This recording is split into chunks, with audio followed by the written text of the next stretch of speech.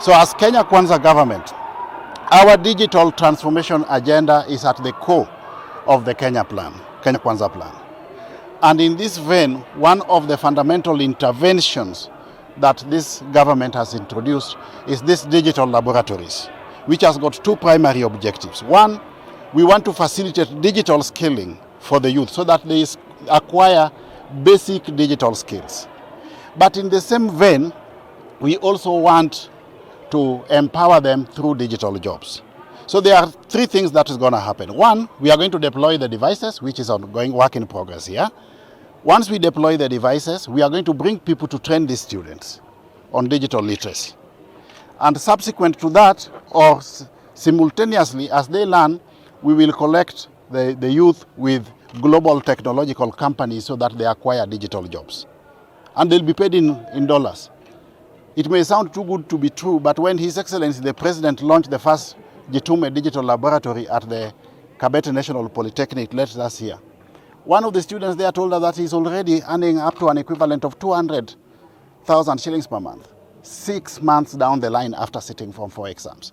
So this is where we want to empower the youth. And as the CS responsible for the functional domain of ICT, I've been tasked by His Excellency the President to ensure that in each and every ward in this country, we are going to establish and operationalize a digital laboratory.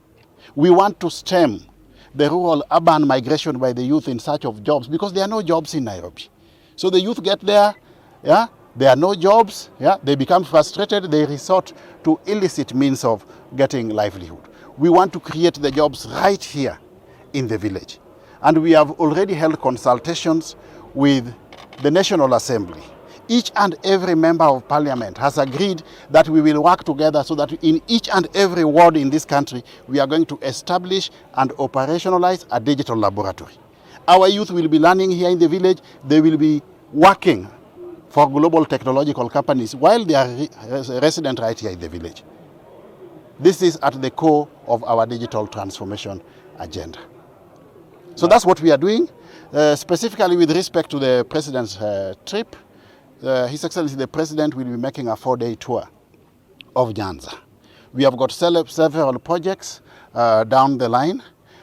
In this region, he will launch this digital laboratory. From there, he will go and commission Bondoliunda Road. Before then, there is a major fish training institute in Nyando, okay, called Kabonyo Fish Training Institute, which is being built at a whopping 3 billion shillings. His Excellency the President will be coming there to commission it. From there, there's a road in Koru. Yeah? He's going to commission that as well. Then we move to game. We are going to have him launch another digital laboratory at Mutumbu, then a Thanksgiving service for the MP for game, Honorable Lisho Diambo. We also have a level 4 hospital in Ugenya, which His Excellency the President is going to commission. And then we'll hope to Mfangano Island. There's a ring road there, yeah, which is going to open up that region by way of commerce and entrepreneurship and trade. He's going to commission that, that road, then visit the Victory fish plant. This one is in Sindo. Subsequent to that, there's a water project in Mutembei.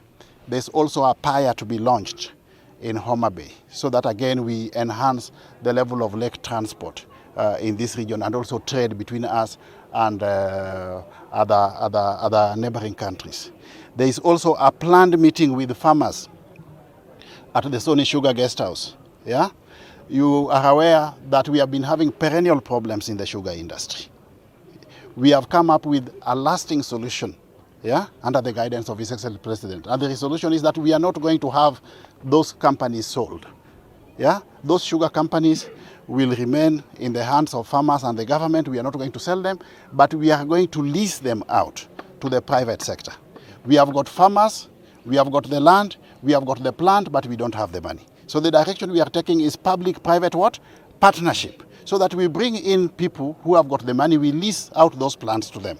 They bring in money, we settle the debts of the farmers, we settle any salary arrears owing to staff, they rehabilitate the plants so that those plants can again attain optimal capacity utilization for the benefit of the farmers and the wider community. Then we also have an MV ship that will be launched in Kisumu as part and parcel of this tour.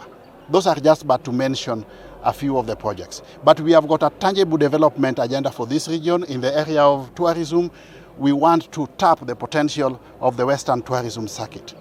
Places like Kitmikai, for example, that's a tourism potential. At Oboch here, the headquarters of Nomia Church, we can do religious tourism because Nomia Church was the first African independent church in Kenya. Yeah, that will be a source of tourism attraction. We want to review the laws pertaining to mining.